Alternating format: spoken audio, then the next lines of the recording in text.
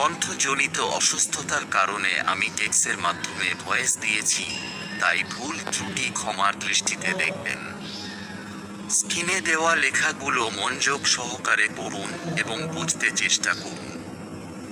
এই স্বরলিপিগুলো ভালো করে বুঝতে পারলে যে কোন গান হারমোনিয়ামে বাজিয়ে শিখতে অনেক সহজ হয়ে যাবে।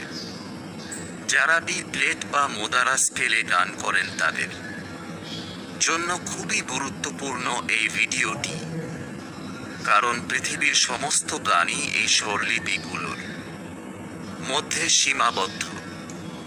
তাই এই স্বরলিপিগুলো আরোহী এবং অবরোহী করে প্রতিদিন 2 থেকে 3 বার রেওয়াজ করুন।